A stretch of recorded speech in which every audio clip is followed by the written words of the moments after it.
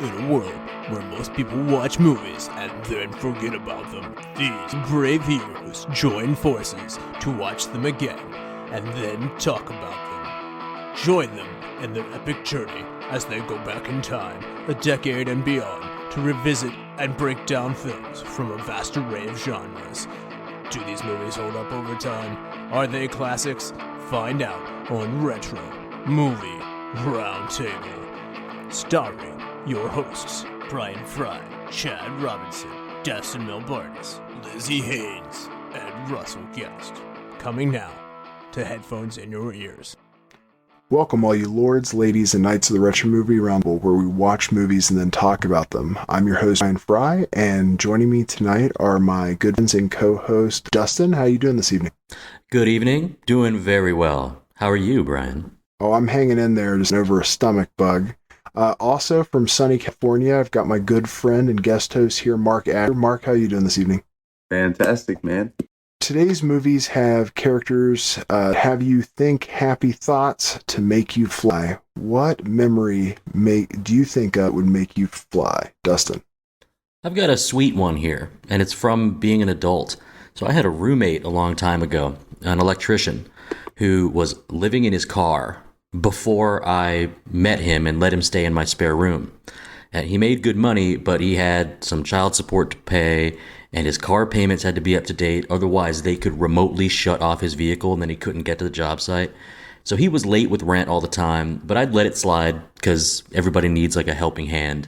And he'd always get me back eventually, and he's just kind of a chill dude. And then one day he decided to leave to go live with his uncle. And I saw him months later. He was way happier. He had lost a little bit of weight. He had a good union job, like real close to where his uncle lived. And he told me that every day that he left work, he listens to this song that I used to play, like in the living room, just sort of like ambiance music whenever I just have some jams going. And he would be like, yeah, that song just mellows me out, man. And so like that's my happy thought, is that like the time that he spent renting my spare room, like put him in a good place. And now like he plays this music to like put him in like a chilled space. So Gabriel, wherever you are, hope you're still riding high, bro. Roger that. I have a feeling that yours and I's are probably fairly similar, but what's your happy thought, man? I grew up in Michigan, but my dad's side of the family is from West Virginia, similar to my boy Frye. And we used to drive down from Michigan like at least once a year to go watch the West Virginia football team play, the college team play football. And me, my dad, my brother would always go down. Mom would come every once in a while, but it was usually more of like a boys trip. And we would always listen to like classic rock the whole way there. And like that whole little like trip to go see them, some of the best college football games I've ever seen. And for sure, definitely a happy thought with spending time with the fam. End of the Fiesta Bowl where we beat Oklahoma after Rod left. Ooh. I don't remember where the seats were. To be honest with you, I was heavily intoxicated at the time. But when we won that game, I was pretty emotional. When was that? Was that back in the Pat White days? That was Pat White, Steve Slayton, Owen Schmidt. Owen Schmidt, a monster of a man. Is he the one that hit his head with the helmet? We're all doing the hand motion right now. Yeah. I feel like the NFL or the Seahawks, or one of the two, had to make like a rule saying that like he couldn't come out like with his face all bleeding. So he was born in the wrong century, man. He belonged on a battlefield with a black somewhere, man. Right, that a Corsair hanging off the side of a Viking ship. Absolutely. Calling to Odin. Well, today we're going to be doing 1991's movie Hook, starring Robin Williams, Dustin Hoffman, Julia Roberts, Bob Hoskins, Maggie Smith, and Charlie Korsmo. Its budget was around $70 million, grossed about $120.5 million. It placed sixth in the box office that year. It placed, ahead of it placed City Slickers, and behind it was the Addams Family. You know, it's funny with this little tidbit here. I would not have put it and City Slickers in the same year. I don't know why. Right. For whatever reason, I was thinking City Slickers was an 80s movie, but apparently it snuck into the 90s. Yeah, that surprised me too. And I would have put Addams Family a couple years later. Yeah, I think I would follow you on too. The number one movie that year was Terminator 2 Judgment Day. I'm not going to gripe about that. IMDb gave this a 6.8. It's weird. I usually don't gripe about 6 or anything in the 6 range. I thought was a little low. Rotten Tomatoes gave it a 27%. That's the number I was looking at, 76%. Brian. Yeah. So I know. I just Rotten Tomatoes get stuff wrong all the time in terms of their critics meters. Like that's the one I kind of expect to be let down by. Usually IMDb has a fairly healthy view of a movie. Yeah, I would agree with that, Frye, for sure. Like, IMDb is more of like the stable number, and then Rotten Tomatoes, like sometimes like they're like 99%, and you're like, really? Especially when you have a departure, like where the critic say 27% and the audience says 76. Like that's a huge difference. Yeah. And if you decimal it out like IMDb does, that's a 7.6%. Which I'm a believer in. Like that's the ballpark I would put Hook in. So I think maybe I'm leaning toward the audience score was somehow translated to the IMDb rating out of 10 as opposed to out of 100. I think 7.6 is more reasonable. It won absolutely no Academy Awards, but it was nominated for 5. Best Art Direction, Best Costume Design, Best Visual Effects, Best Makeup, and Best Original Song for When You're Alone. Lost to Beauty and the Beast, which I don't think anybody is shocked by that. One Golden Globe nod for Best Actor in a Motion Picture Comedy, Robin Williams. One Grammy nod for Soundtrack and Visual Media, and Saturn Award for Best Fantasy Film, one nod for American Society of Cinematographers, and one Razzie supporting actress Julia Roberts. Yeah. Sometimes I don't read through some of our statistics at a time, or if I do, I glance over things. Wow, just gonna take a dump on Julia like that. I mean, the haircut was bad, but dang, that's it was a early '90s kind of thing. I mean, you gotta let something like that slide. It was a little difficult, especially if you have a ticking mustache in the movie. Well, right, a little difficult when you understand 30 years later that there's a lot of criticism that's existed about this movie for a while. And like if you were to read that Julia Roberts is going to get a Razzie Award, and then you watch the movie thinking she might be doing a bad job, it could really sway you because like her version of Tinkerbell had always been kind of like my version. Like that's what I grew up with. But then I'm just thinking like, is there really anything good there? So sometimes the things the critics say can sway you, and I found myself a little swayed on this most recent watch. So a weird tidbit that I basically snuck in right before we decided on this movie that Avon got really, really interested in Tinkerbell movies, and they've made a lot of animated Tinkerbell movies. So recently I got to learn the genesis of Captain James Hook and how Zarina, the pirate fairy, is how the grouping of Hook and Shmi and all that came together to be in Neverland. So an interesting watch. I've seen it about 500 times now. But I was about 2/3. I'm sure I'll get there in about another 10 months or so. Yeah, exactly. But I'd wake up in the morning and she'd toddle up and say, "Daddy, pirate fairy." Yeah, all right, pirate fairy.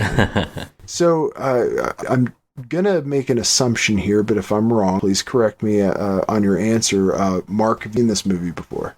Yes. What were your expectations coming back to it around again? Well, let me back up to when I first saw it. Go for it. So my parents are pretty religious, so the movie selection when we were kids was very selective. We'll just put it that way. So I actually got to see this from a babysitter that would babysit us like once every month or two, right? And like a smart babysitter back in the 90s, she would bring this movie over on VHS. So that's how I got introduced to Hook. And then watched it as a kid multiple times after that. We talked our parents into buying it for us eventually. And then, watched it religiously. And then also had a group of college friends that one Halloween we got back into it, and we all dressed up as the whole group. Like one of my buddies was Thudbutt. Like we had Tinkerbell. I was Peter Pan. One of my buddies dyed his hair Rufio style. Like It was wild. Yes. So and then recently it was kind of cool. My wife is from France, and my in-laws are here because of our newborn, or I guess not so much newborn, but our infant. And I watched it with them with English subtitles, but with French dubbed. Okay. And so to watch that as an adult was an interesting departure, I guess we'll say. This might be a curveball for what we're talking about right now. Do you have what's the historical background for Peter Pan? It's English. It is written. Okay. It's written in 1911, I think. It's right around that area. And the story goes that Barry, J.M. Barry, Barrie, he had these next door friends, and he based the boys in the story on these next door neighbors, and they would tell these stories, and it would just kind of he really paid true homage to these neighbors of his. But he continued to rewrite it for the next 20 years.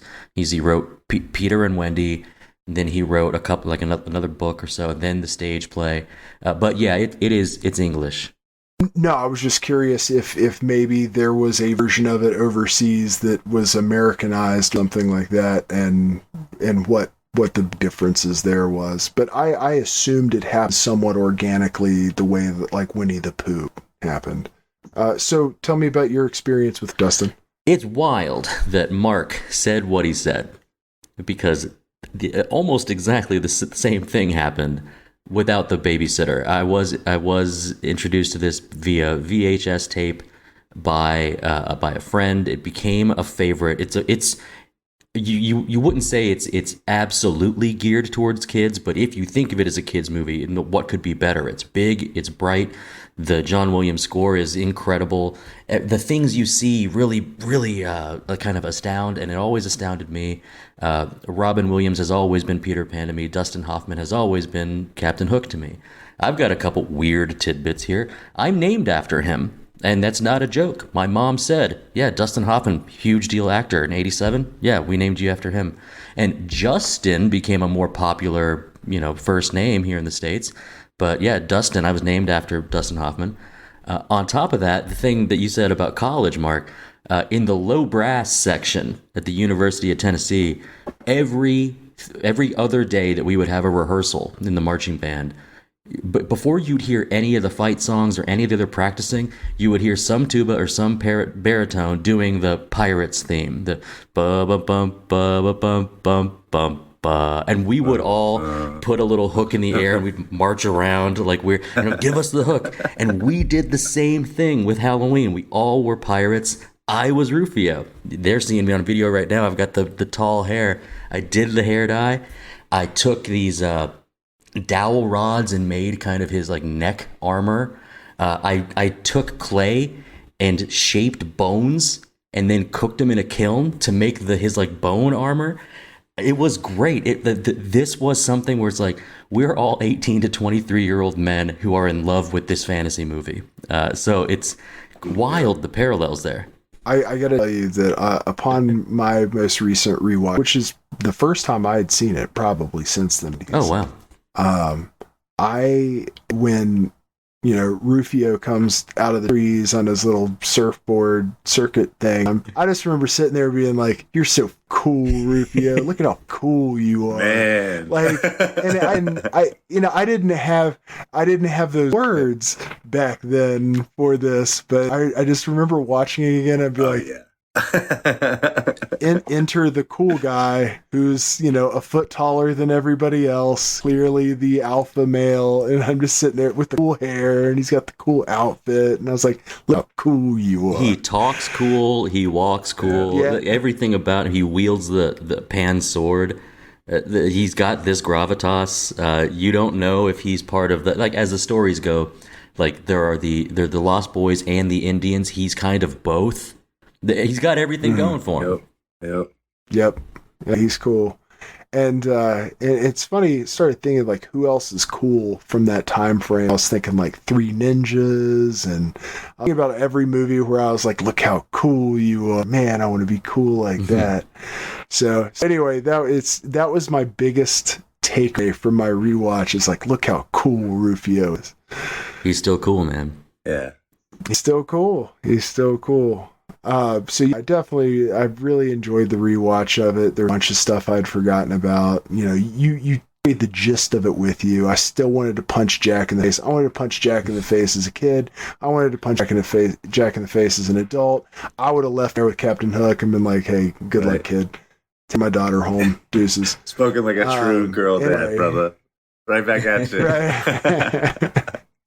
But yeah, watch me end up having another kid that's a boy and be like, please ignore the Hook podcast all day, son. Name him Korsmo. Just don't you ever disrespect me in front of Captain Hook. So without further ado, we're probably going to spoil the crap out of this movie for you if you haven't seen it before. So pause and have a gander before listening to the rest. Welcome to the All 80s Movies Podcast. I'm Bill. And I'm Jasen, and this is the podcast where we talk about the blockbusters, the flops, and everything in between from one of the freshest decades for movies, the 1980s. So whether you're a brain, a jock, a valley girl, or a Jedi, we've got some 80s classics for you. Do these movies stand the test of time? Are we discovering something new? Is there an 80s movie we're finally watching for the first time? Join us each week as we dive into the cinematic nostalgia that inspired and influenced a generation. From the hits to the cult classics, we'll discuss our earliest memories, favorite scenes, fun facts, and our not-so-favorite movie moments, too. It's the All 80s Movies Podcast, now available on all major streaming platforms. Please subscribe and happy listening. All right, welcome back. Last chance to hit pause. We're about to spoil this movie for you, and for your plot is Dustin. Peter Pan is a runaway rescued by a pixie to have adventures in Neverland, along with other orphans, mermaids, Indians, and fairies, battling pirates and never growing up. At least he used to be, until one of his trips back to the real world became a permanent one, where he stayed, grew up, got married, had kids, and became a successful attorney. His family life is in decline, as he values his work far more than his family, and the kids and wife must deal with his separation. On a vacation back to London, his arch-rival Captain Hook finds him and kidnaps his children for the purpose of luring him back to Neverland for a vengeful final battle. With the aid of Tinkerbell the Pixie, Peter returns but is no longer equipped with the imagination, athleticism, or courage to deal with the pirate peril. But Tinkerbell strikes a deal with Hook to give her 3 days to return Peter to his fighting form, with the aid of the Lost Boys and their de facto leader, Rufio. Through his interactions with his old acquaintances, or specifically not old acquaintances, he begins to remember how to be a hero, while Hook begins to brainwash Peter's son Jack, that while his father is never there for him, he always will be, and that the true revenge on Peter Pan is to turn his kids against him. After reclaiming his powers, earning the respect of Rufio, and dealing with the capricious Tinkerbell, Peter returns to the Jolly Roger to do battle with the pirates. The kids realize that their dad is the really real Peter Pan and break the captain's manipulative charms, though Hook reminds Peter that he will always be lurking, waiting to harass and steal away his family line for generations to come, leading to a final duel where Hook is eventually defeated by being eaten by the same crocodile that Peter had fed his hand to so long ago. The family returns to the real world intact, while Neverland continues on existing in the space between dreaming and waking, waiting for the time when or if Peter ever returns. Well, it's James Hook, and I don't know if my head's auto adding a middle initial of T, like James T. Kirk. Like James T. Kirk. And I don't know. I think my brain was automatically adding the T. Most of the stuff in here, if it has any relation to the original stories, is pretty accurate. Like from, at that point, 80 years before, which is why in the movie it actually says like the time frame is 80 years, as in this story is happening in 1991 and the stories were written in 1911. So there's some real cool, small, accurate things. It would be tiresome to go through all of them. But yeah, I think James Hook, when he leaves the letter with the dagger in the door, there's kind of a calligraphy to his writing. So it kind of looked like there was a middle initial too, but I never saw one. Okay. Like I said, it's just funny to me, and it's also funny that my brain did that in the first place. Like maybe there is something in one of these movies where they sit and there's some vindication there. So speaking of the great Captain Hook, a little trivia for you guys. When do we first get introduced to him? I suppose when when Smee gives the big like, all right, boys, here's your leader, the steel-handed stingray. I suppose. Are you? Wait, no, I know what Mark's talking about. Isn't he like the pilot on the plane landing in when they're England? When they're flying, and like they're flying in the scene of Jack with the drawing and the no parachute and everything? Yeah. Oh yeah. Dustin Hoffman is the voice of the pilot of that plane where he's talking. And what's really cool about that is when I watch this with my wife, and the French dub version, they did it for that too.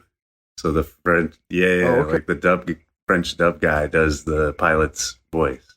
I don't remember where I read that, but I distinctly remember it was I knew it had something to do with them arriving in England, and they had tied it in some way to like the big hook claw on the wall on the way up the steps and everything like that. And I was like, that's interesting. Yeah. All right, Frye 1, Dustin 0. Sorry, man.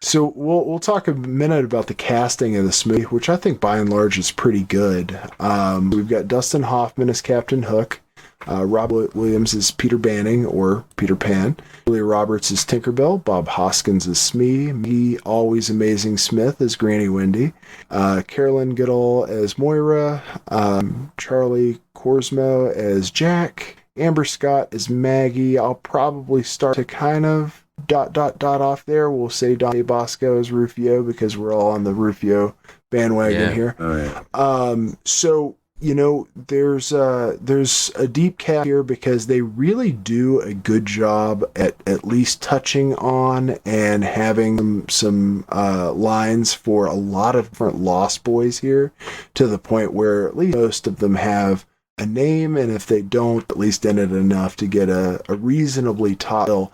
How do we feel about the cast of this film? It is large.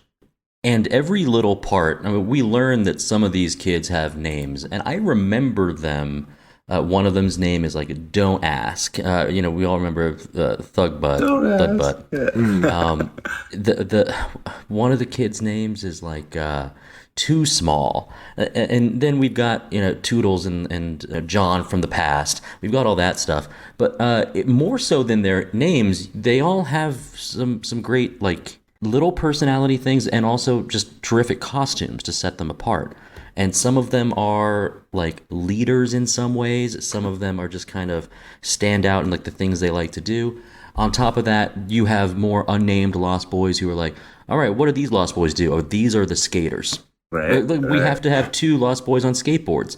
It doesn't really serve any purpose in that little montage, but they're there. So we've got wonderful little unique Lost Boys, and then on top of that we've got, I think, as many as 300 pirate extras and all of them are just yeah. a rowdy rabble of people filling the space and making it feel like, wow, this is a big force. But that's enough about the extras.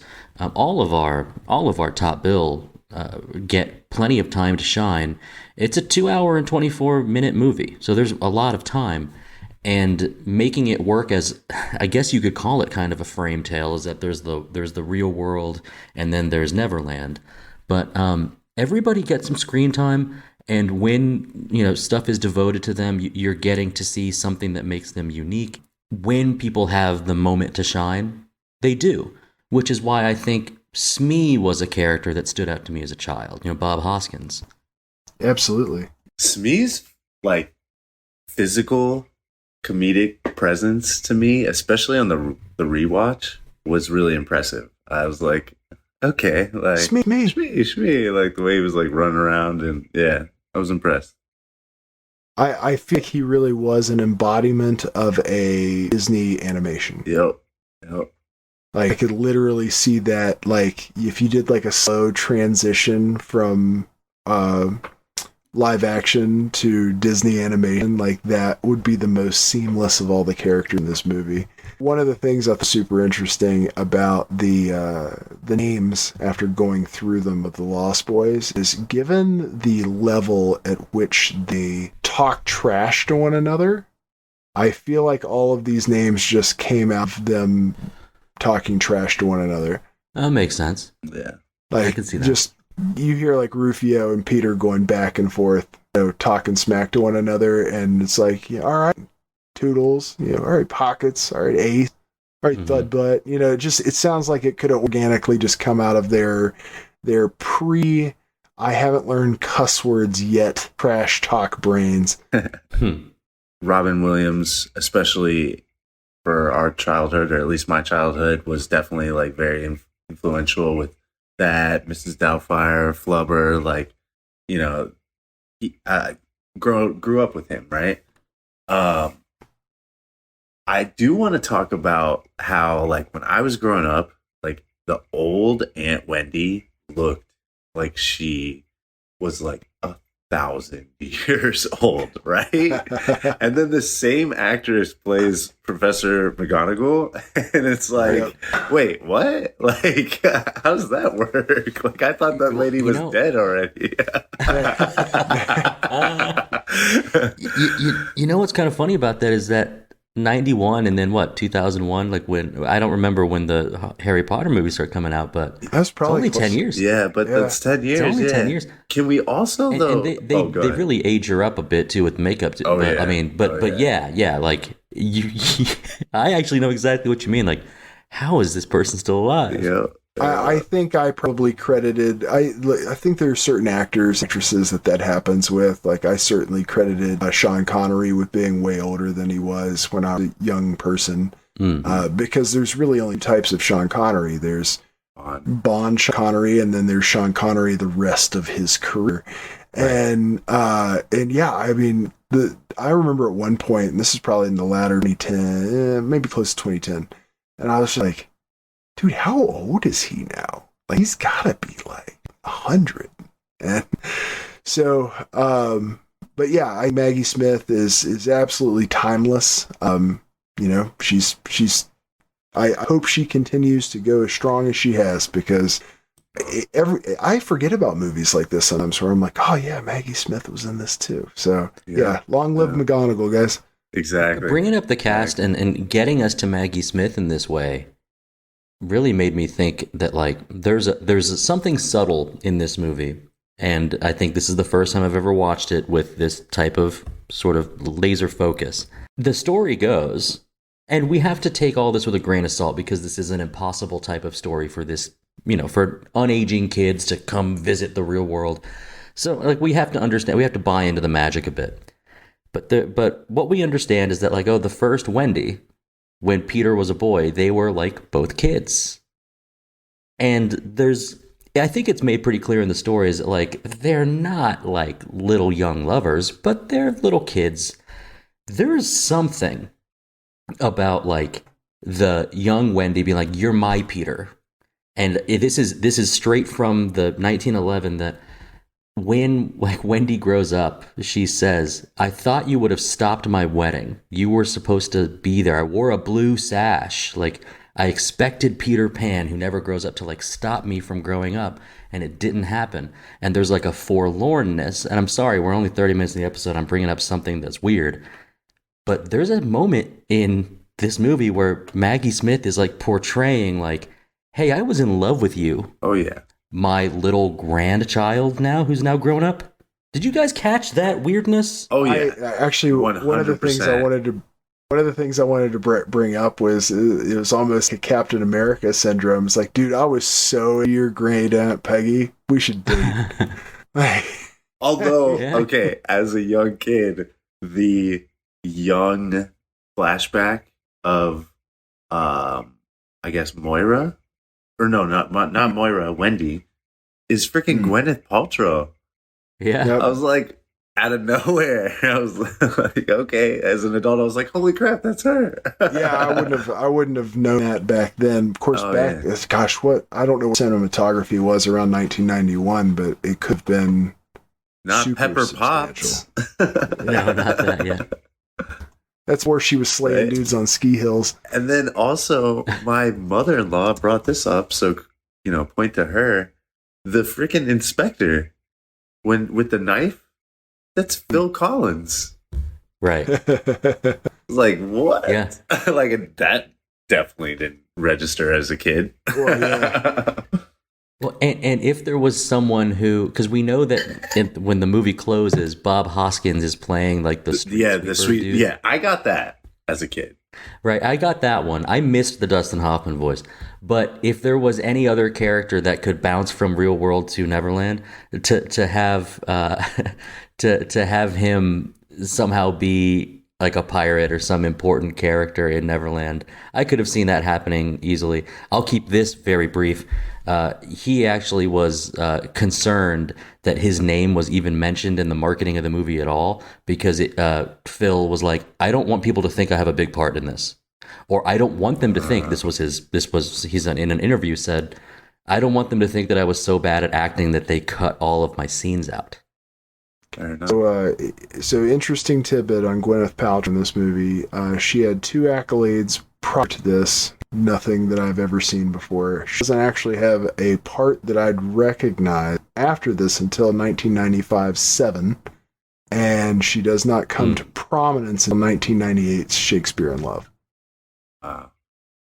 So yeah, this was like a total side. This was you are basically you're a we require an adolescent blonde woman, please.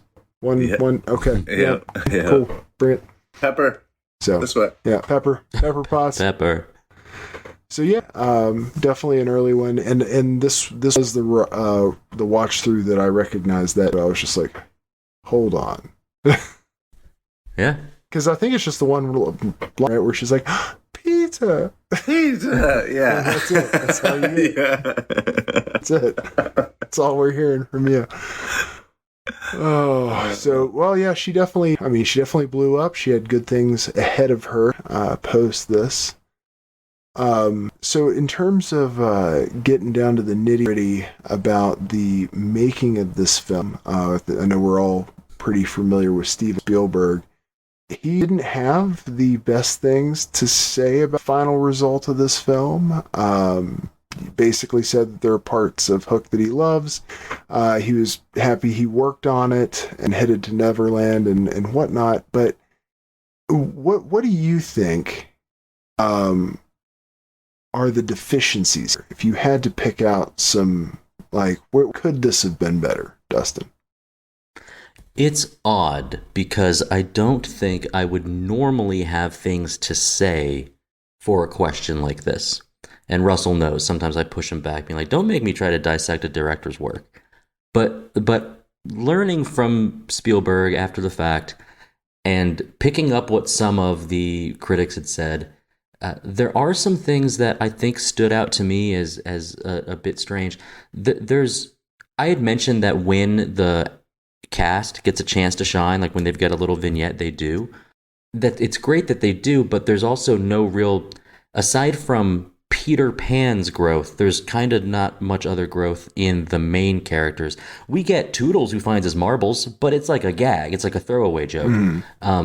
From what I learned, there was an entire... There's apparently a whole nother movie's worth of scenes on the cutting room floor, and 2/3 of them have never seen the light of day. From what I understand, there was an entire subplot about young Maggie, Peter Banning's kid, so Maggie Banning, who, when she's with the pirates on the ship, kind of becoming like a mini Wendy, and like going through some of the things that Wendy did, and kind of befriending, and also like strangely enough, like mentoring some of the pirates around. Like she's that good force out there. I like Jack's story, like the idea that he is absolutely like disenfranchised with his dad. Doesn't really understands that he doesn't, like, he believes his dad doesn't care about him. But I feel like there could have been some, for a kids movie, and I keep calling it that, but like for a movie directed for children, like there could be some really child driven type of things, and I don't really see them here. The last thing I'll say, because most of what I'm talking about here is stuff that other smarter film people have said, and I just agree with. But they did toy around with this being a musical. And we are about to hit the 90s where the musical Disney animated films are just gangbusters. Right. And they thought this could have done really well, and I bet it could have. Only 2 of the songs that John Williams had lyrics to made it into the movie, and one of them was nominated for a Grammy. So, that's where, like, I would have never said growing up that there were things about this movie I didn't like or that I felt were lacking. But if you crank the dial a little more, you can kind of see some things. And Spielberg may be the director we've covered the most on this show. Brian, do you know if it is? Because I mean, it's got to be pretty close. 1, 2, 3, 4, 5, 6. Is this the 6th Spielberg movie we've done? Jaws, Raiders, E.T. I would also say that part of that is probably going to be indicative of the decades in which we came of age in film. I know we harp on the 90s a whole bunch because of our age the casting age demographic and that sort of thing. So I think we do fall a lot into Spielberg's heyday, so he benefits greatly from that. I know it sounds unfair to like compare it to Terminator 2, which came out the same year, but like I think this is maybe the first time I've ever seen Hook on a flat screen TV. And it's odd to say, right? Like, because we had CRTs and stuff. So, when you see the like physical, practical effect of like a Tinkerbell flying around, and then they use a special effect to put that little body in the light, like it doesn't look great. And I would have never said anything about that, or I don't even think it's something I think negatively about the film, but like I noticed it. I will say, like the critics and some of the things written about this in the last 30 years really kind of turned my eye towards some of the small things about this movie that Steven and the critics kind of didn't enjoy. Gotcha. It's an interesting point. I hadn't actually thought of that. Mark, anything you want to add about Spielberg and the directing of this movie? Yeah, I mean, as a kid, I always thought the beginning was a little slow. Sure. You as a kid, you want to get to Neverland. As an adult, you still get to Neverland. Kind of. Well, yeah, you definitely want to still get to Neverland, but it was like he was talking about, the character development of Peter and kind of understanding the intertwining of, is this Peter Pan? Like, what's going on? Like, there was this really good just direction, if you will, and detail.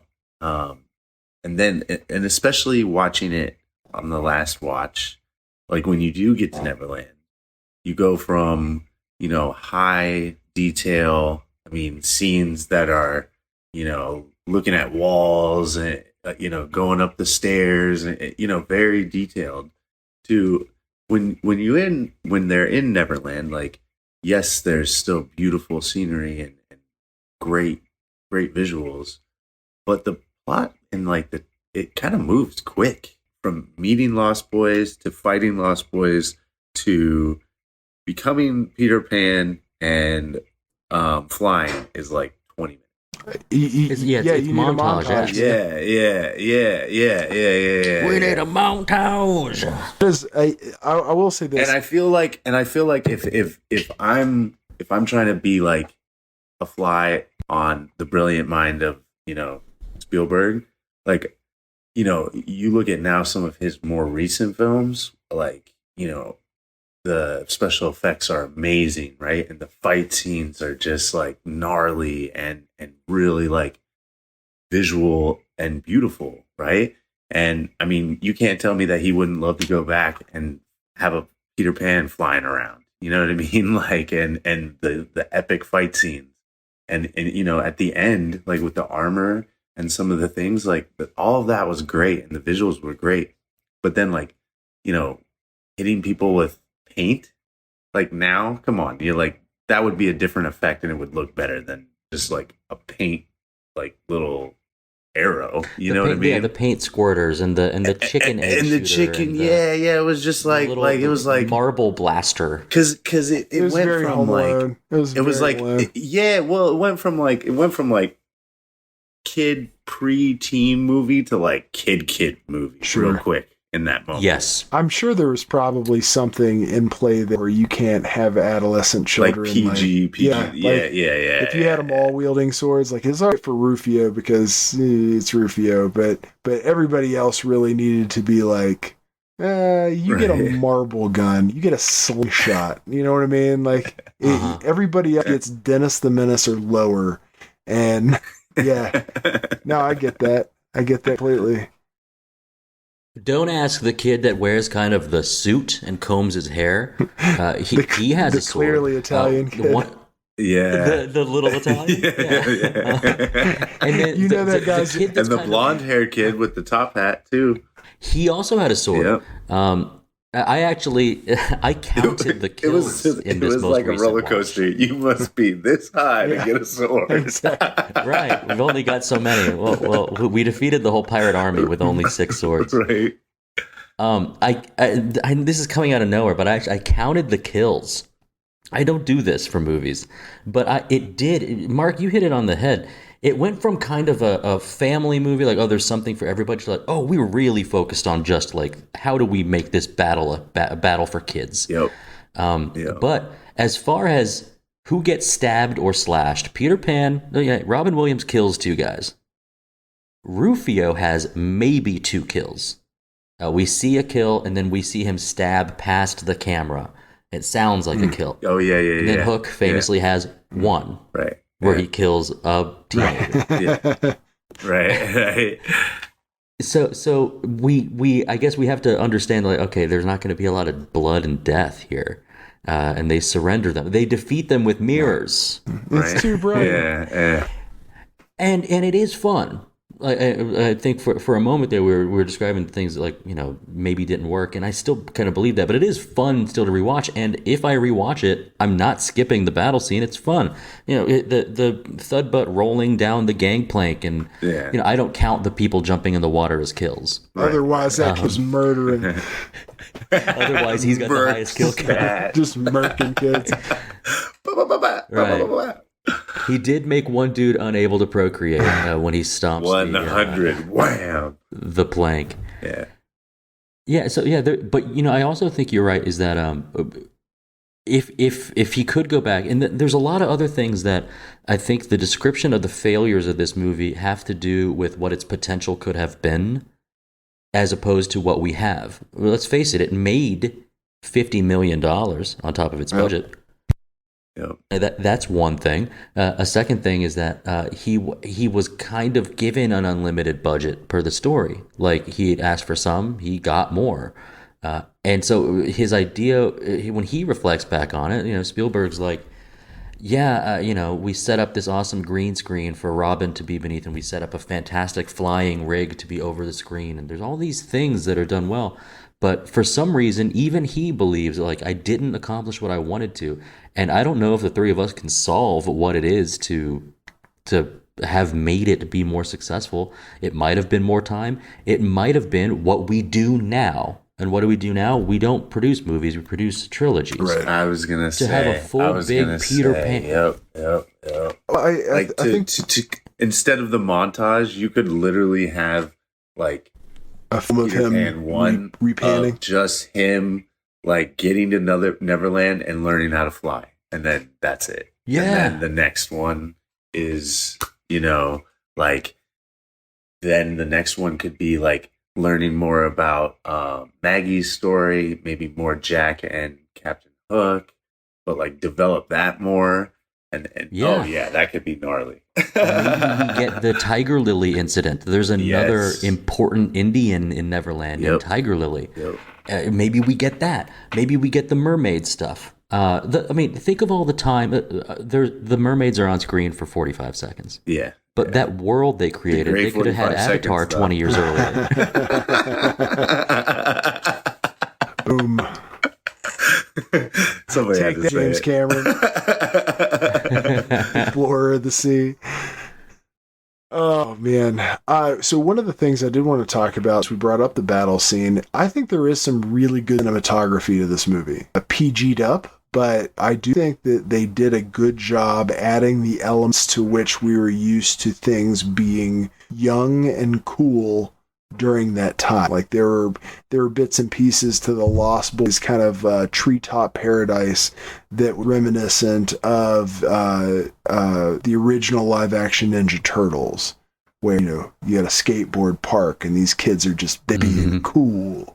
So I keep reverting to that, and the grown-ups here are the pirates, and they're all about being drunk. So like there's the liveliness, and then there's the sullenness and whatnot. And even when you talk about, the setups for the baseball game and that sort of thing, aspects here where it was cool and the cinematography worked really well. There's 30 different things that could draw your attention throughout this movie. And it's almost like, because there's so many, none of them get enough time. The gliders, that parasailer on rails is great. We do have to give some credit to the sets for being incredible too. You've got the big baseball scene with all the extras. You've got the ships. There's several ships there.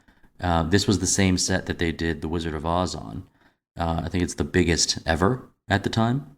Then you've got like the decision to do like, all right, we're going to have Hook's captain quarters, and we're going to have a special scene between Hook and Smee where, hey, kids film, this dude's committing suicide here. And Captain Hook is neurotic. I know you had asked a question about cinematography, but it's going to be hard for me not to talk about the choices made to show his insecurity and to show his desire. Some of it is based on the shots, the zooming in on him when he's got the gun to his head. Do not try to stop me, Smee. Smee, do not try to stop me. Try to stop me. It's like it's the zoom in. and then you have the close-up shot on his ticking mustache. You have when Maggie's singing her song, and you have like the Goodnight Neverland. All of these beautiful wide-open shots, coupled with the intricacies of being inside Tinkerbell's little clock house. The scale changes so many times. And like I said, I'm out of my element here talking about the cinematography stuff, but there's so many things that really draw you. Even the stuffiness of that London house where Peter and Moira grew up together and got married. The classic orphan story. So like there's a whole lot of great stuff. I think there was a really powerful scene that the cinematography helped with was when Peter Banning is giving his speech to the donors of the wing. That doesn't matter to kids as much, but man, as an adult, you're like, what? Look how much this one woman means to this whole room of people. And there's a lot of money involved, but you're also seeing that's when the abduction happens, and they cut back and forth between what's happening in the room, and some of the things. And like it's scary, and then there's the version. I mean, it's scary for children, and the covers fly straight up off of the children.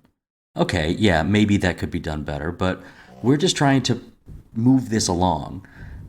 But so yeah, there's so many parts. There's the baseball game.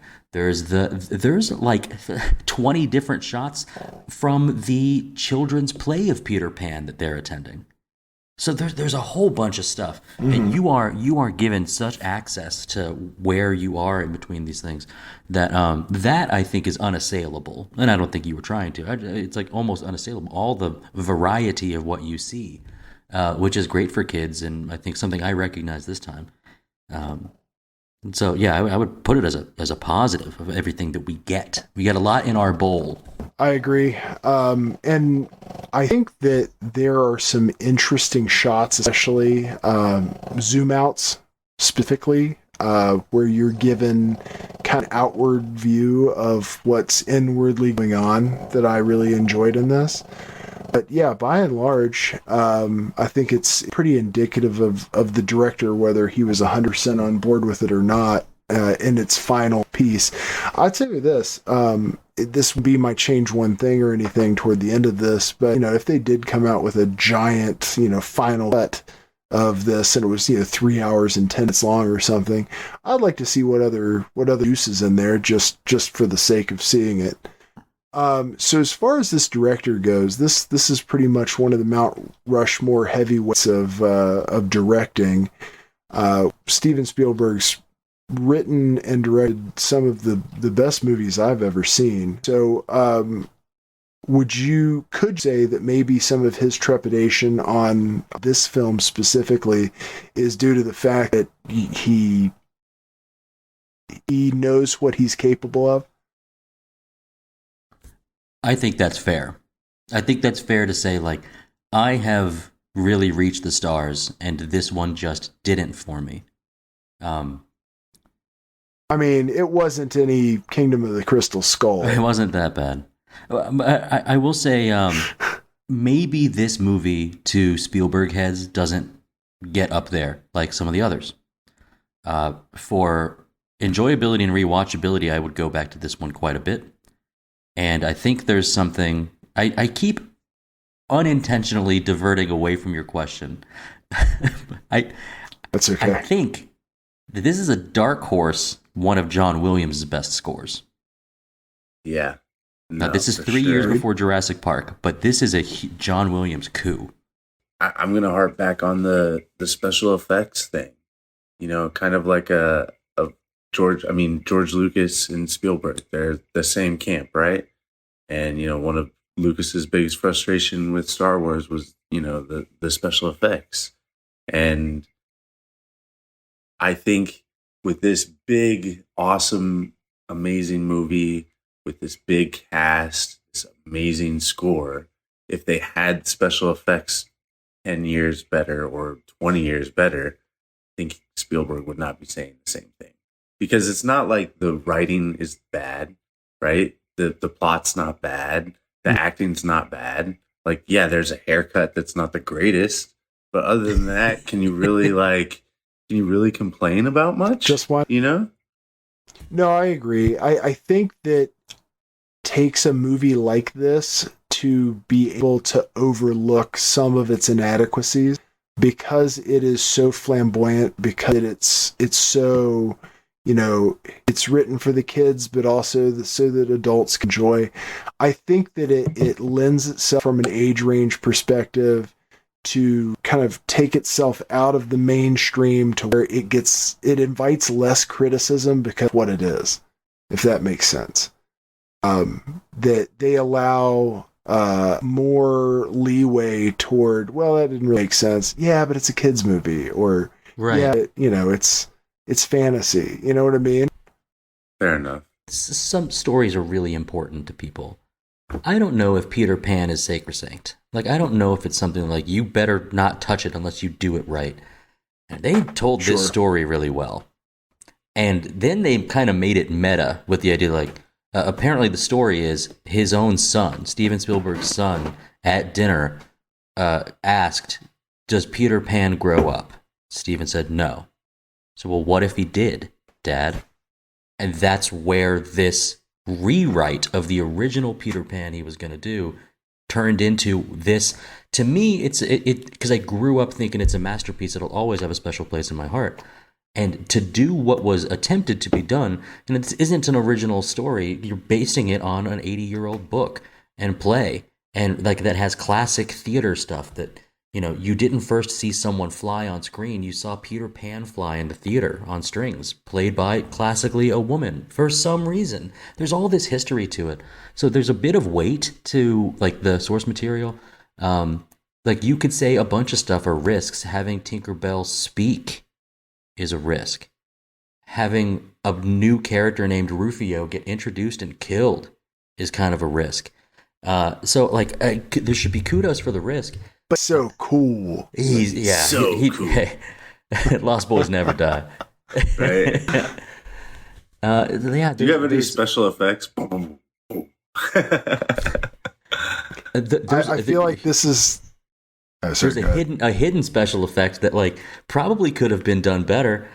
Smee's final pitch that Jack hits the home run on. Did you guys notice that it is literally smoking? It's on fire. He throws it so fast. Before he hits the home run.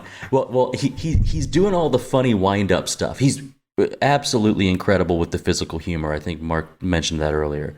But yeah, where he does the one thing where he's winding up and he walks literally like to where he's 5 feet away from the plate and just tosses it. And then does the little there's all these great little details that almost like don't matter. What does Peter say?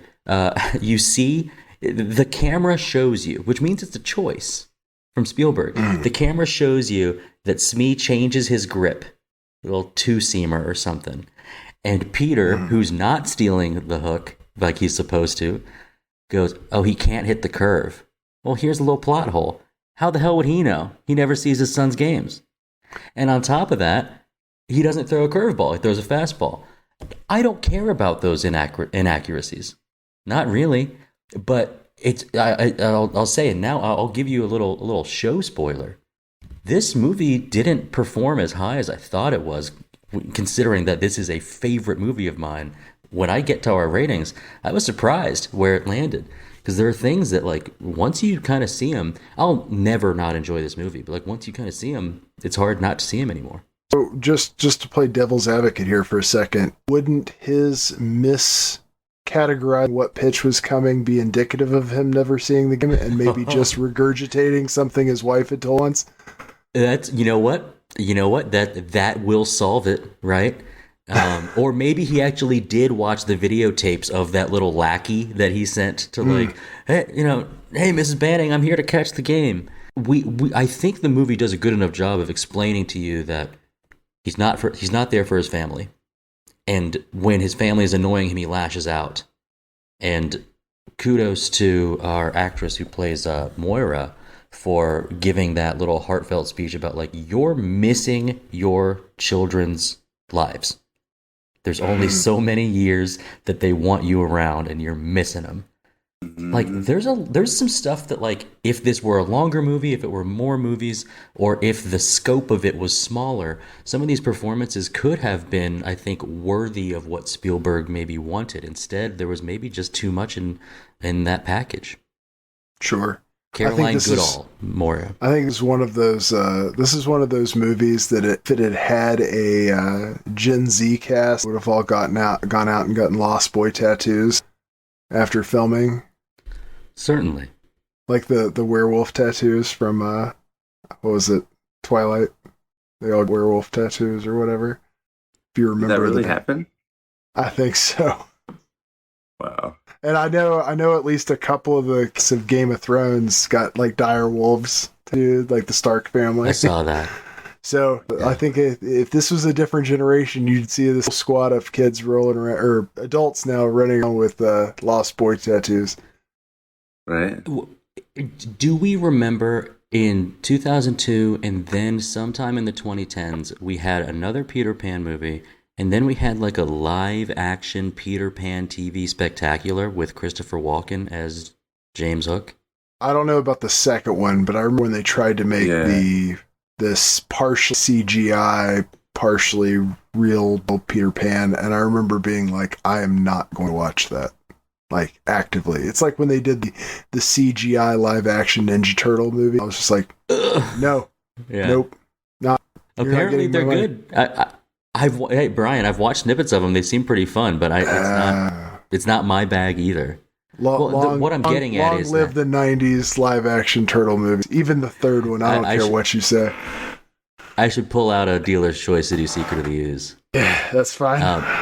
Go Ninja, go Ninja. All I was going to say about that, Vanilla Ice cameo. All I was going to say was the other Peter Pan stuff that's come out since then hasn't been great. Mm-mm. And I don't know. I'm not like a lover of the theater shows of Peter Pan. If there's a Peter Pan story that's good, this is better than the Disney cartoon. This is the best version we got. And the scale is so wide and so vibrant that it's hard to look away. And there's a reason why, Mark, you and your friends dressed up as these guys in college. And the same reason that me and my friends did in college. And why I would be excited. And Russell and Chad and Lizzie are other hosts who have children. I bet they would like the opportunity to share Hook with their kids. I think maybe that's where the value of this movie is. It's not about that it didn't make enough money that it should have. It wasn't the shooting star it's supposed to be. But it does exist, and it's special in the people that grew up with it, and it's like to share it with. So that's something I think I'll remember for this movie. And it does what it needs to do. Like, yeah. I don't think there's any real to like really crush on any singular part of it outside the fact that it did exactly what it needed to do for our generation and for later generations. I think that this is a fairly timeless story. One thing I will say on the Peter Pan piece is, I think traditionally when people think about Peter Pan, we're thinking 8 to an 11-year-old. I think that Peter Pan gives enough ambiguity on age that you could make a Peter Pan that's 8 to 11 and call it a PG movie and market it to kids. I think you could just as easily make Peter Pan 14 to 18-year-old, more of the Rufio crowd, and you can make PG-13 and make it rock for everybody. So I do think that this tried to straddle those two like a MasterCard, and I think that lost a little bit for it. Like you said, with the pirate fight sequence at the end, you've got this legitimate, ride or die thing happening on the bridge of the ship where people are dying, and then you have gumball machines going off and tripping people. So I do think they tried to straddle two different hemispheres of where you go with Peter Pan, and that is a factor to a certain extent. Like when analyzing it. Yeah, that's fair. Fair. The fact that they had it during Christmas, as a transplant being in LA, seeing a baseball game and it's being like the Santa Claus baseball game. The Santa series. Yeah, the Santa series. Like for some reason, like as a kid, like that never registered to me. Mm-hmm. But as an adult, like that definitely registered. Right. And then just the contrast between when they do get to England and it's cold and it's dark and it's just, this like kind of, like downer vibe. And then you get to Neverland and it's just beautiful and bright, exotic, vibrant, and mermaids and exotic. Yeah. Like, as a kid, that was just awesome to see. It was different, takes you to a different place for sure. Well, I don't want to put words in Steve Spielberg's mouth, but I do feel like this might be an accurate portrayal of what he was feeling in some of these comments he's made. So when we talk about the wardrobe, the makeup, and the costumes for this, do you think that they did a good job dressing Turd up? It's probably one of the things that stands out the most. If you had to go across the grades, if you had to grade categories of things, pacing might not get an A. Mm-hmm. but I think costumes does. You mentioned the thing that like Smee kind of feels like he's right out of the cartoon. So does Captain James Hook. Dustin Hoffman isn't a tall man, but the way that they have his like coat be long and he's kind of wearing like the black tights and buckled shoes underneath, like that kind of becomes a like almost exactly how he's drawn. We have Tinkerbell wears two different things. I think it was fun for them to be like, what if Tinkerbell was a beautiful actress? Because they're supposed to be best friends. I'm like I said, I think in the Disney movie, I don't think she even speaks. I know in the stuff that like you show your kids now, obviously they've got voices, they've got to have adventures, and your character's got to talk. It's not 100% all the time, but like I think Tinkerbell talks now. But like having her have like complex emotions, like show that was a bit, maybe out of left field. But yeah, all of the wardrobe choices for the Lost Boys were absolute knocks out of the park. And then Rufio's the king. I was going to say, so, Rufio, come on. But also looking back, like Peter Pan himself, like the costume, right? Like it's not by any means like, oh my gosh, like this guy is the coolest guy ever. But for literally tights and a leather belt and some like green cloth with scissors cut up, like it actually doesn't look bad. And I mean, yeah. you think of the old school Peter Pan in the drawings, and like, Peter Pan's not the coolest looking hero, right? Like you're right. In fact, it looks probably, I'd say original Peter Pan cartoon probably looks a fair bit more like Tinkerbell's animated now. Like he's very elfin. Well, and I mean, think about like he was like Peter Pan was even played by a woman in the play, like in plays. Like very feminine, very just like and Robin Williams isn't this like Arnold Schwarzenegger guy either. Like pretty average looking body. So yeah. And yeah, he's kind of like Link. Oh yeah, Link. Like, yes, yeah. Yep.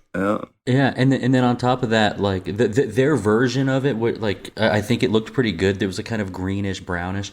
That's actually I started at the top of the show with. There's a lot of things that are accurate. Having it be less tailored, less like a little elf's clothes, like Keebler Elf. Keebler Elf, the hero, is Peter Pan. It's actually closer to kind of like, he wears leaves and branches. Like he's a wild child.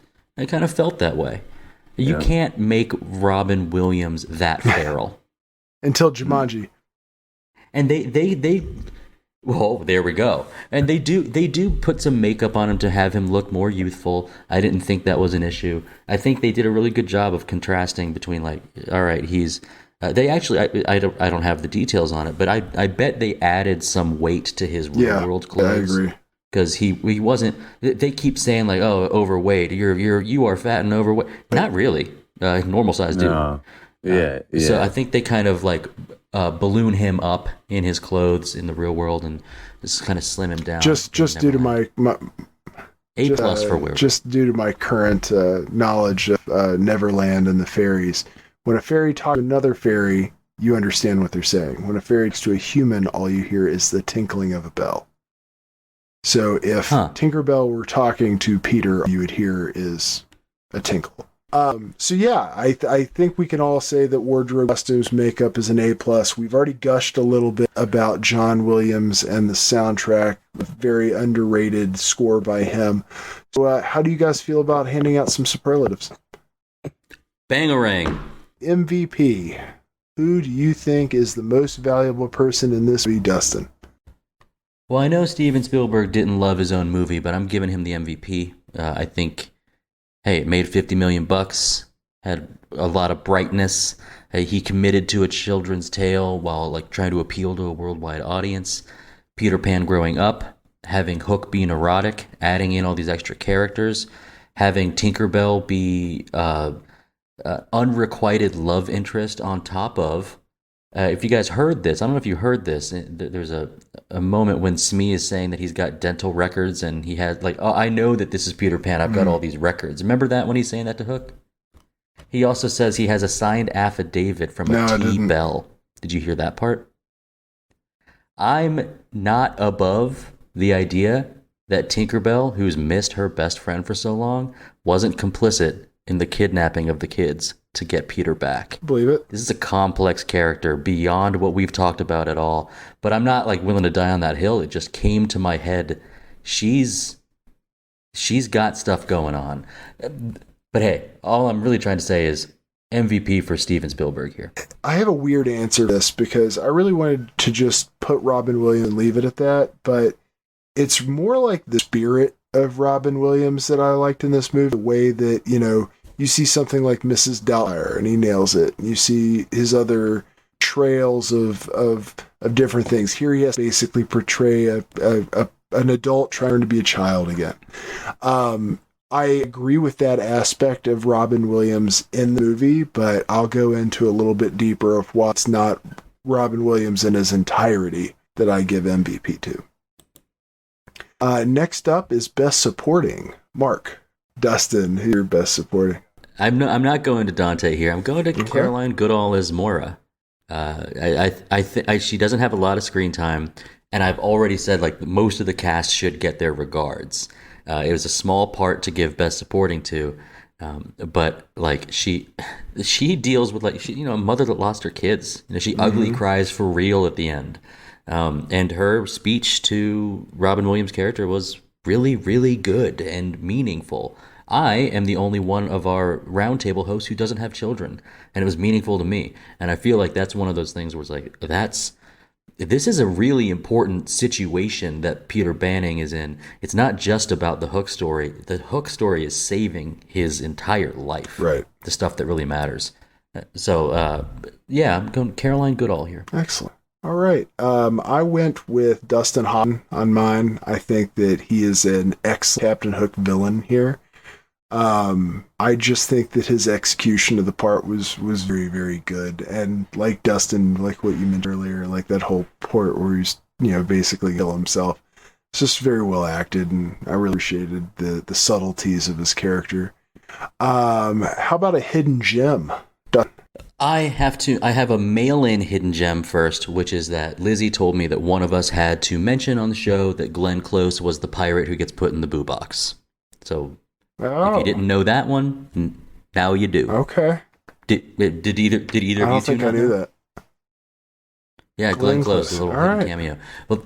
Well, that's Lizzie's hidden gem though. Mine is when they're in the room where they're smashing up the clocks. Captain Hook is telling Jack a line, which is that this clock right here that I'm holding belonged to Barbecue, and I smashed this clock right after I killed him, or like ran him through.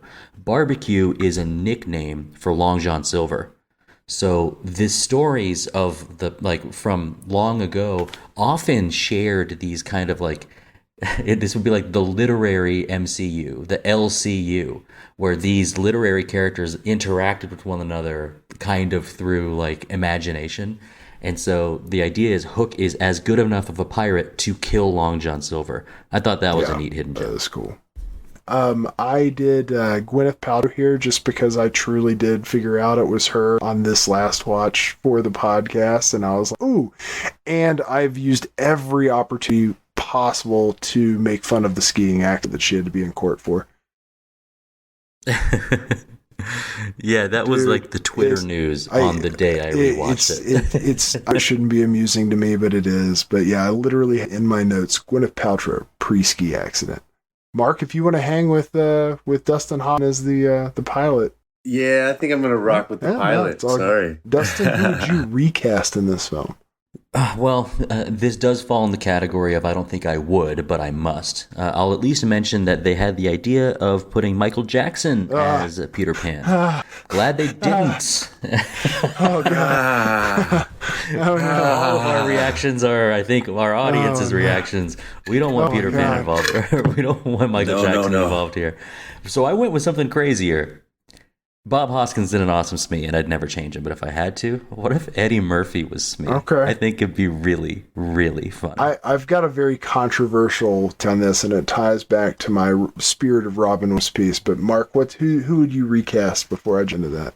Man, again, this is because I have to, not that I would. For me, especially as a kid, Toodles, for some reason, like, I just didn't have a good vibe of that character. Like, you just see, and I get it. He lost his marbles, right? But I guess maybe as a kid, I just didn't get that joke. I don't know. Like, he just seemed like off. I don't know. And like, I don't know that actor, but maybe somebody that was funnier. Because I feel like if you could make that I lost my marbles joke funnier than it actually was, I guess. I don't know. So I don't think that I could pick a better actor out there that could do the tenor of what Peter Pan was supposed to be in this film. But I always just had this slight issue with the image of Robin Williams as Peter Pan. And I don't really have a good reason for it. It's like there's too much of a gap between Rufio and Robin Williams. And I think if they had made it maybe one slightly younger and a little bit more cool looking, I think that it would make that gap a little bit more approachable. And again, not taking anything away from who Robin Williams is, who is perfect for this film. But I was thinking that if we're able to replicate what Robin Williams brings to an adult trying to be a child again, learning to be a child again, but you put it in like Ron Livingston's body at the time, this is pre-Office Space, so just a little, you got that little bit of cynicalness, but he's still kind of edgy, still kind of cool. I think it bridges the age gap a little bit better, much the same way that you have the youth to the Rio to the adults. Like, I think someone who can still be funny with that sort of like child at heart kind of presence that Robin Williams had may have made that transition a little bit smoother for me. What works with Ron Livingston too is that he's old enough to you need the time for Peter Pan to forget. Right. Yeah. So he can't be too I wasn't young. going to reach for like River Phoenix or something where it's basically the same age as Rufio. But yeah, it needs to be someone old enough to God, the world sucks. Because I feel like I learned the world sucks like pretty heavily between the age of like 20 and 25. So if you'd gotten someone in the ballpark of say like 30 to 35, I think that, maybe, we've been a sweeter spot. Best shot, Dustin. Rufio realizing that his reign is at an end. And that Peter really is the Pan. And it's shot through Peter Pan's legs. Like, you see the tights and you see him standing in that sort of heroic way. And then, he's kneeling down. He's kind of dejected. It's not like he doesn't like him it's just sort of like, my time is over. And then you see, as part of that same shot, Robin Williams takes the sword and draws the line in the sand, which, unless you know Westerns, there's probably a whole generation of people who don't even know what that means. We knew what it meant, but drawing a line in the sand is like a special thing. And so I thought it was a really cool shot. There's so many to choose from, but I liked that one. Best shot, Mark. And this is probably because I'm a recent father, but when the youngest Lost Boy is like messing with Peter's face. There you are. So he's like, oh, it is you. So I, as you guys can see, typically wear a beard or have a beard, whatever you're supposed to say that, however you're supposed to say that. And as a little early April Fool's joke to my 11-month-old, I shaved and didn't tell her or my wife for that fact. And like, she like looked at me and all kind of like, who are you? Like, what? And then I started talking and she like started touching my face and that's funny. Oh, it is you. Okay. Wow. So for that moment to like then have this rewatch and this podcast was awesome. Yeah, it was kind of perfect. So for me, that hits home. Yeah, that's a special one. Yeah, that's Pockets is that kid's name. Pockets. That's right. Yes.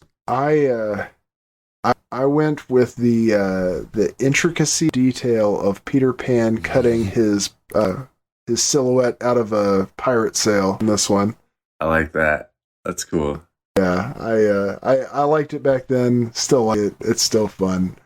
What's your best scene, Dustin? It is the pirate baseball scene. It's too fun. It's so grand in scale.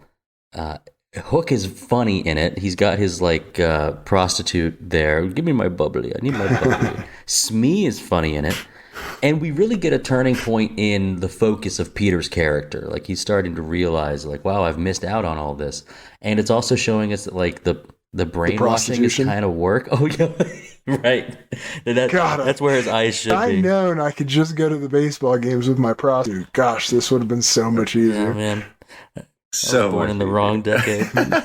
Champagne and prostitutes. That's what Little League was all about. Champagne, prostitutes, and baseball. Take me to Neverland, brother. The way she twisted it into, I was like, okay, get it. She moans. She really does. Which means it was a choice to keep it in. That's why it's like. Oh yeah. That's God, such confidence. Yeah. Yeah. I'm doing my best not to reenact the moan on the mic because this is gonna live on the internet forever. Right. Mark, what's your best scene? Man, for me, it's I would say probably when Peter Pan finally learns how to fly and he lifts off in the air. For me as a kid, that was like, holy crap, that's sick, So I would take that scene. So mine is a more macro of Dustin's. It's basically everything leading up to the "you can fly, you can fight, you can crow" moment. But yeah, I think that the panic, realization, and real emotion on Rufio's face during that entire sequence is really good. I mean, it was really emotionally stirring acting for me. And even though, say on a rewatch is probably maybe a little bit overdone, I think it was still as impactful as it was when I was a kid. I'm glad you mentioned sort of the overall sort of realization from him, because what I had remembered writing down in my notes a couple of days ago was that defeat where he's not in charge anymore is a lesson in a world where lessons aren't really doled out. Lessons are for the real world. We don't have to grow up in Neverland. So he had a moment where he kind of had to grow up a little bit. Mm-hmm. Maybe that's what killed him. Should grown up, bud. Right. Yeah. Best wardrobe or makeup moment, Dustin? It's Captain Hook's entire ensemble. It's killer. We already mentioned how it kind of looks like the movie stuff too. Right. The red coat over the black coat, the big black curly hair that's a wig. The makeup that he wears, his mustache, his shoes, they're all exactly the same shoes that they put in the cabin. It's all great. In a movie that's filled with great costumes. Right. Mark? For me, it's the Lost Boys, man. How do you dress kids, make them look cool, not have parents, but not make them look homeless? You know what I mean? And they did a great job, in my opinion. I'm with Rufio because he's so cool. I mean, so cool. Oh man! Change one thing, Dustin. I mentioned that there's a scene on the cutting room floor where young Maggie kind of becomes a den mother, a pseudo Wendy, and I think that this movie, whether it's borrowed from the original story from J.M. Barrie or whether it's the new stuff, it's already lore heavy. So if you were gonna, in a meta way, wrap it up to where check it out, this Maggie is kind of she's the great grandchild of the original Wendy. If they could fit that in somehow, I would have taken Ditchin' the Song, and the song is sweet and it's good. It got an award nomination. But if you could give me some way that she is being a positive force among the pirates somehow, I think that would have been cool. But very little I would change about this movie. Right on. Mark, change one thing. More mermaids. Yeah. And the Indians. I mean, they really missed out on that, and I get it. You can't, it's already a long movie, but, those are such cool characters. And I mean, they already had amazing costumes with everybody else, I'm sure that would have just been awesome as well. My change one thing is going to be Tinkerbell. I'm so on board with her being party to the kidnapping to get Peter back. What I'm not super on board with was the, look, I'm an adult too and we can be together piece. It would have made more sense for her to be either younger as a fairy or more in it for the camaraderie and friendship that missed than making it weird and having it be out an adult relationship. That was probably one of my one of my biggest hang-ups watching it as an adult. I don't think that registered at all for me when I watched this as a child. You could really call it a flaw because I've said it several times on the show. It's harder to do meaningful friendship than it is to do meaningful romantic love. Sure. Romantic love is easier for audiences. To do a meaningful friendship that's just friendship is hard. And so, especially if you've got Julia Roberts, how do you not? Make it and about, so I feel like it's kind of like they kind of crossed it there. Yeah. All right, best quote, Dustin. There's a lot of great ones. There are. So I'll go with the one that comes to my mind first each time, which is it you, my great and worthy opponent? But it can't be. Not this pitiful, spineless, pasty, bloated codfish I see before me. You're not even a shadow of Peter Pan. The quote is good, and Hook needs his nemesis. It's another like psychological thing that this movie shows you. He absolutely needs his great war. He says it, I want my war. And he's literally devastated that this isn't you. This is not my opponent. I don't know why this came to mind. But as soon as you said that, the first line that came to my mind was from The Postman when he says, Patton had Rommel, Grant had Lee, and I get you. And I get you. Mark, best quote. Mine's a lot easier. Looky, I got hooky. I gotta admit, that's mine too. I put that, like, I had that in my notes before I rewatched the movie. It's probably the thing I've quoted the most from this movie, even having not seen it for so long. It's looky, I got hooky. Oh, gosh. Yeah. All right. So, Mark, thank you for joining us this evening. We're going to do one more roundup here for our overall rating using half-star increments from 0 to 5 stars. What do you rate Hook, Mark? Got to give it a 4.5. 4.5. All right. Dustin, where are you ranking Hook? I alluded to this earlier in the show. I'm giving it a 4.5. Same as Mark. This is a favorite movie of mine. It's top 10 all time. And I think it deserves better than the critical history that surrounds it from Spielberg and from the critics. But I noticed the flaws this time. And this is probably the first time I've ever come into one of our shows having a favorite movie that I think I would have been so comfortable giving a 5 and saying, I can't. It's a 4.5. And if I was really being honest and unbiased, it's probably I'd go as low as 3.5 for some of the things that I noticed. But when you've got 30 watches of it under my belt, it gets the favorable nod toward the high end. I'm going to give it 4.5. It's still very special. And I do recommend it.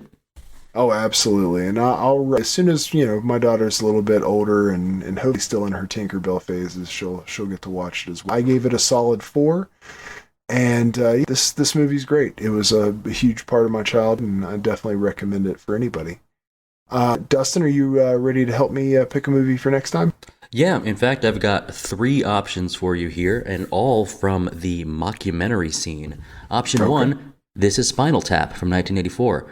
Spinal Tap, one of England's loudest bands, is chronicled by film director Marty DeBurgi on what proves to be a fateful tour. Option 2, from 1996, Waiting for Guffman, an aspiring director and the marginally talented amateur cast of a hokey small-town Missouri musical production go overboard when they learn that someone from Broadway will be in attendance. Or Option 3, Best in Show from 2000, which is a behind-the-scenes look into the highly competitive and cutthroat world of dog shows through the eyes of a group of ruthless dog owners. Which one are we going to go with? I think I would go with 1996's Waiting for Guffman. That's the one I'm least familiar with. All right. Always good to do it then. Yeah, I'm excited. All right. Well, thank again, Mark, for joining us. Yeah, and thanks, Mark. Thank you to all the lords, ladies, and knights of the Retro Movie Roundtable. We invite you to reach out to us. We want to hear from you. Subscribe, rate, or review us on Apple Podcasts, Spotify, Google Podcasts, Stitcher, Pandora, or where you get your podcasts. Subscribe to our YouTube channel. It's mostly audio. Give us a like on Facebook, Instagram, and follow us on Twitter at @B_retro. Email us at retromovieroundtable@yahoo.com. Producing and promoting this podcast is fun but not free. We invite you to support the show on our Patreon page. It's www.patreon.com/retromovieroundtable/. Any contribution is much appreciated and will go toward making the show better for you, the listener. As always, thank you for listening. Be good to each other and watch more movies. Dustin? Are they made from real Girl Scouts?